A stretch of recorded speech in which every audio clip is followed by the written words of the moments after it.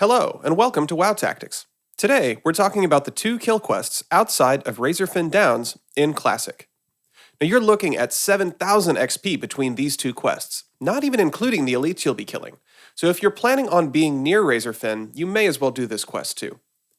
The first of these 2 quests is for both factions, and it's dead simple.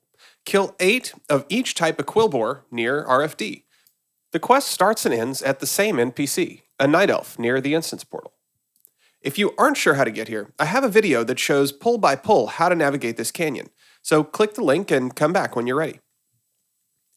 The quest for Ambassador Malson's head is, unfortunately, a horde-only chain, started by an item that drops from the final boss in Razorfen Crawl. But since Malson is hostile to both factions, there's a decent chance you'll aggro him at some point, so let's go into some mechanics. First off, Ambassador Malson himself is quite a pushover. But his Curse of Blood must be interrupted or decursed. It lasts 10 minutes, increasing physical damage taken by 36, and you'll be taking a lot of physical damage hits grinding the mobs for this quest. Luckily, it takes 2 seconds for him to cast it, so just have an interrupt ready. What you don't want to do is waste your interrupt on his Shadow Bolt.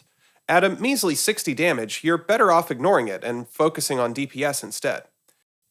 The basic strategy for Malson is to kill him before he can cast his Curse of Blood, or interrupt it when he tries.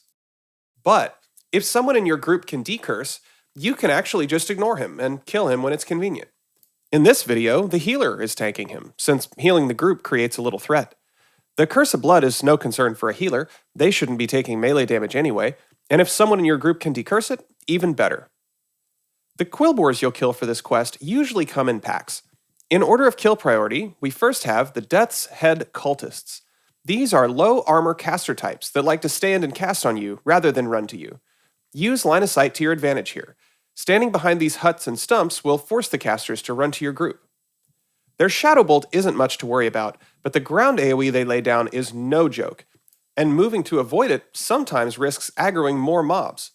Standing in this for all 5 ticks deals a total of 440 damage per person.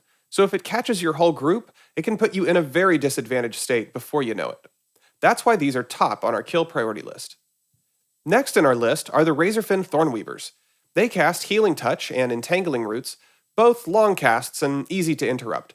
Just be mindful of the roots if you're trying to kite, and remember that you breaking line of sight won't stop these guys from healing their friends. Finally, Razorfen Battle Guards are a high armor warrior type NPC with a 2-second stun. It's a mild annoyance, but not going to wipe your group. You may also run into a rare spawn, Ambassador Blood Rage. He comes with a summoned skeleton, the same kind you'll encounter inside the instance. They do decent melee damage, but they're easy to kill, so please do that first. Your healer will thank you. Unfortunately, I've never encountered him, and Wowhead doesn't list any other abilities, but if I had to guess, he's going to stand and cast something. So, with that all out of the way, let's talk about pulls. Of course, there will be individual pulls, or pulls that could be individual if timed right. I like to pick these off first for safety's sake.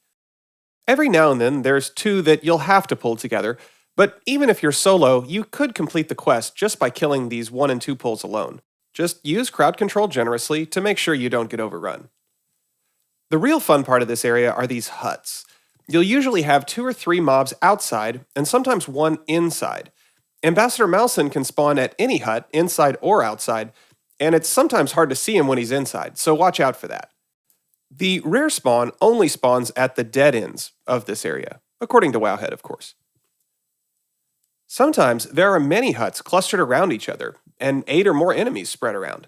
But if you're careful with your pulls, you can separate these packs 2 or 3 at a time and pull them back to where the runners don't aggro.